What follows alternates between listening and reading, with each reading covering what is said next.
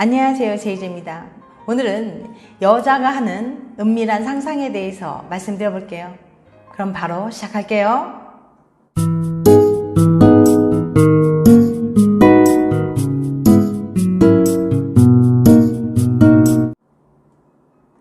잠자리에 대한 만족도가 높은 커플들은 잠자리에 대해서 대화하는 것도 망설이지 않는 편이에요.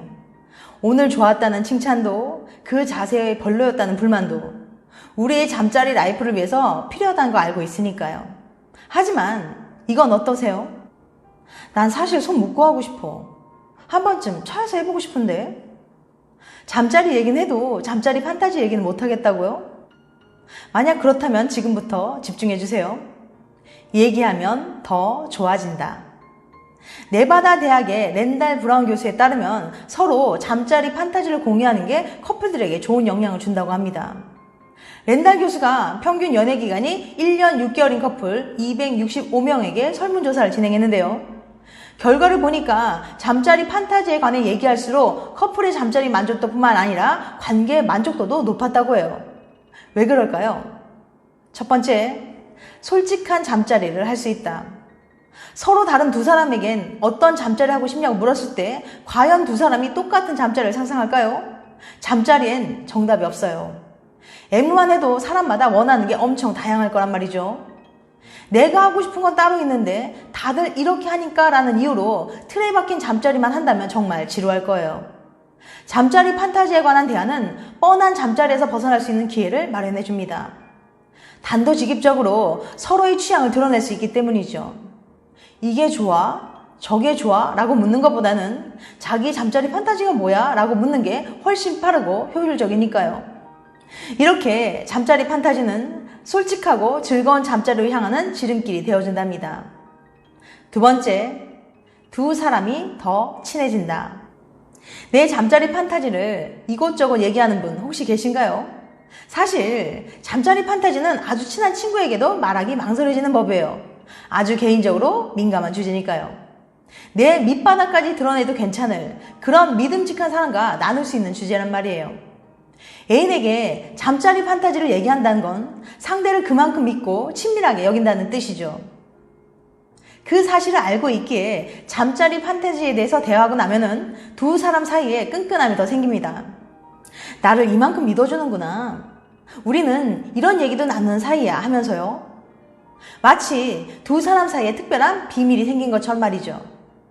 이처럼 잠자리 판타지 얘기를 하면 커플 간의 만족도가 높아집니다. 그런데 문제는 애인에게 언제 어떻게 말을 꺼내야 할지 모르겠다는 거죠.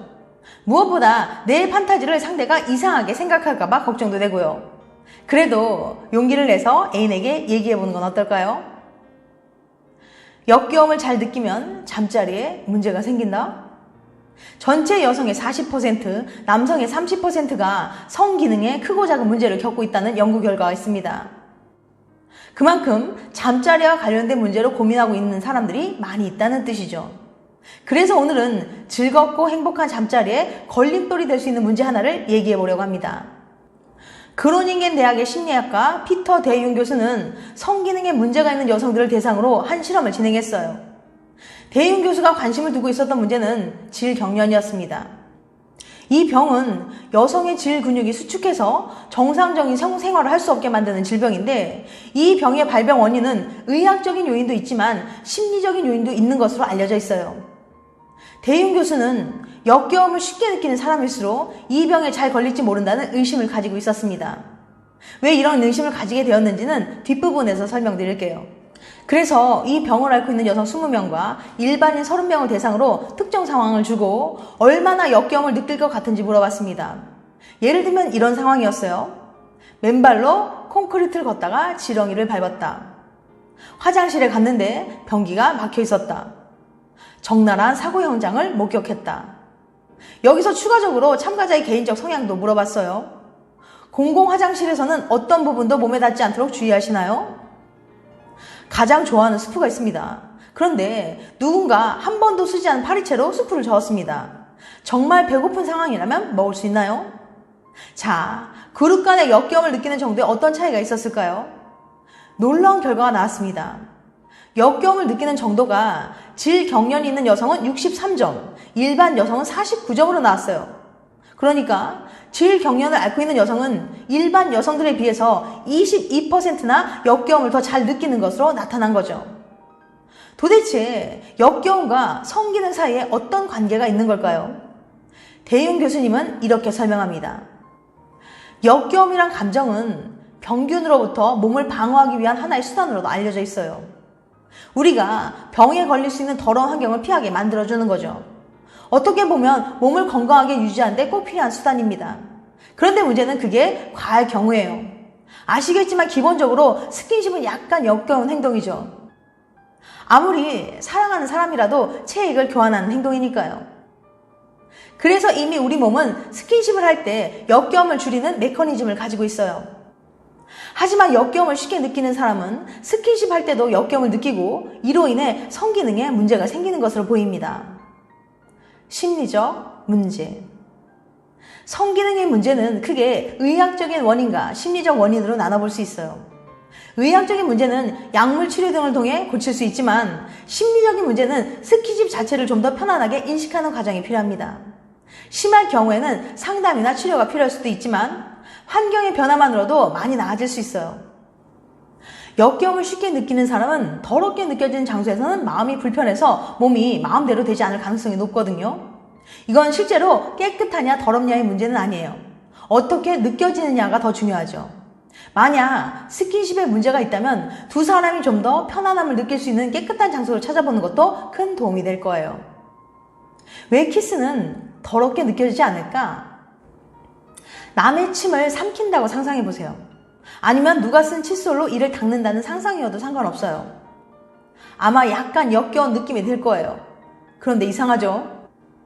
따지고 보면 키스를 하는 것도 다른 사람의 침을 삼키는 건데 왜 그건 괜찮을까요?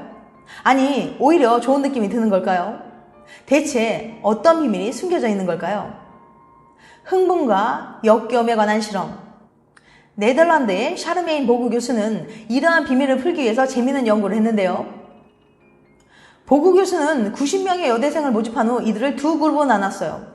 첫 번째 그룹에게는 여성 친화적인 에로틱한 영화를 보게 해서 성적인 흥분을 유발시켰고, 두 번째 그룹에는 래프팅이나 스카이다이빙 영상을 보여주면서 일반적인 흥분을 유발시켰습니다. 그러고는 성과 관련된 약간 역겨운 행동을 하게끔 했어요. 예를 들어서 다른 사람이 입었던 속옷을 집어서 다른 가방에 넣게 하는 일이었어요. 하지만 실제로는 깨끗한 속옷이었답니다. 실험을 위해서 거짓말한 거죠. 그랬더니 어떤 결과가 나타났을까요? 에로틱한 영화를 본 그룹은 무려 89%가 시키는 대로 행동을 했고, 래프팅 영상을 본 그룹은 불과 65%만이 그 행동을 완료했습니다. 성적인 흥분이 역겨운 느낌을 감소시킨 거예요. 행동들이 성적으로 흥분한 상태에서는 더 이상 그렇게 느껴지지 않는 거죠. 진화 심리학에서는 이러한 메커니즘을 이렇게 설명합니다.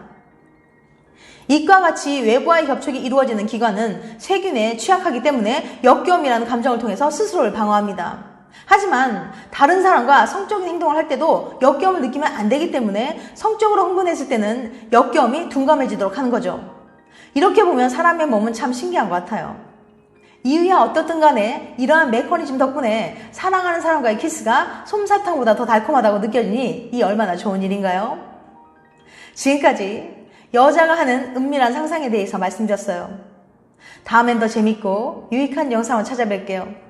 끝까지 시청해주셔서 감사합니다. 다음에 또 봬요. 안녕.